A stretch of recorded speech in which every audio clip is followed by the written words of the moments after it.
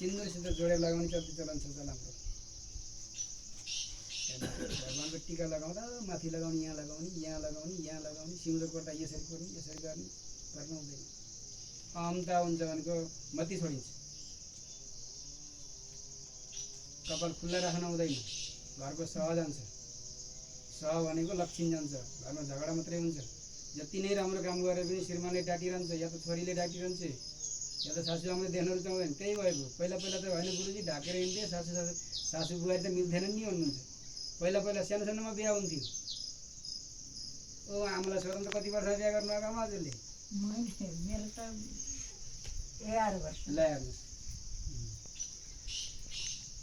अनि 11 वर्षको चाहिँ केटी घरमा ल्याएपछि अब चाहिँ तपाईँको 30-35 वर्षको या त चाहिँ 50-60 वर्षको आमाले कस्तो रिसाउनुहुन्छ? हाम्रै गरौँ, अनुभव गरौँ। तपाईँलाई कति रिस उठ्छ 50 काटेपछि? हुनुहुन्छ नि यहाँ 50 काटेपछि, यो केटाले भनेकै मानेन, यो केटीले भनेकै मानिन्न, यो बोली गरेपछि केटाकेटी रगाउनु नि, होइन र? त्यसो हुँदाखेरि चाहिँ अब हामी सबै पढे लेखेका छौँ, सबैले चाहिँ जानी बुझेका छौँ। देश विदेश देश खाएर शेष पल्टेका शरीरहरू मात्रै छन् यहाँ। त्यसो हुँदाखेरि भगवानको टिका लगाउँदाखेरि बिचमा लगाउनुहोस्, यहाँ लगाउनुहोस्। अब माताजीहरूले बिन्दिया लगाउँदाखेरि यहाँ लगाउनुहोस्, माताजीहरूले बिन्दिया लगाउँदा यहाँ लगाउनु, ध्यान केन्द्रित हुन्छ। टिका लगाउँदाखेरि सिन्दुर लगाउँदाखेरि यसरी पक्का सिन्दुर गराउनुहोस्। यहाँबाट हेर, यहाँबाट यो कपाल छ नि, यहाँबाट सट्टै यहाँसम्म लगाउनुहोस्, हेर यहाँसम्म, यसले एक औँली पुग्छ बल्ल। अनि गिला टिका नलगाउनुहोस्, गिला केमिकल हो। केमिकल यहाँ पुगेपछि दिमाग खराब हुन्छ। हेर्नुहोस्, रोगहरू लाग्छ, टाउको दुख्ने रोगहरू हुन्छ, नसा सम्बन्धी रोगहरू हुन्छ, यो ब्रेन ट्युमर भन्छ, क्यान्सर भयो ब्रेनमा भन्छ नि। अब यो लगाउँदै नलगाएकालाई पनि त भयो नि, फल्नलाई भन्छ।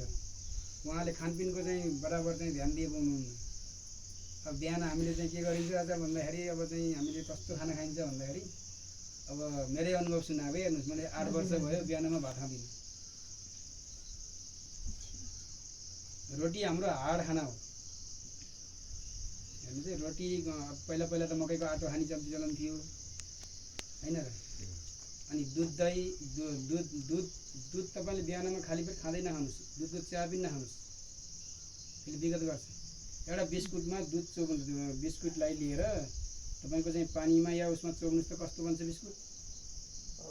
त्यस्तै हुन्छ भित्रपट्टि हाम्रो। भगवानले फेरि अब मकैको गहुँको परिकार खानु भनेर लगाइदिनु भएको छ सबैलाई। एकदम राम्रो नि आमा, त त्यस्तै दिनु थाल्नु खाना पाएर झन् राम्रो न त। अब भगवानले चाहिँ त्यस्तै परिकार लगाइदिँदै जान्छ। अनि यस्ता कुराहरू सानसाना कुराहरूले गर्दाखेरि हाम्रो घर भाँडिएको हुन्छ। सुत्दाखेरि चाहिँ उत्तर र पश्चिम सिरानी गराएर नसुत्दिनुहोस्।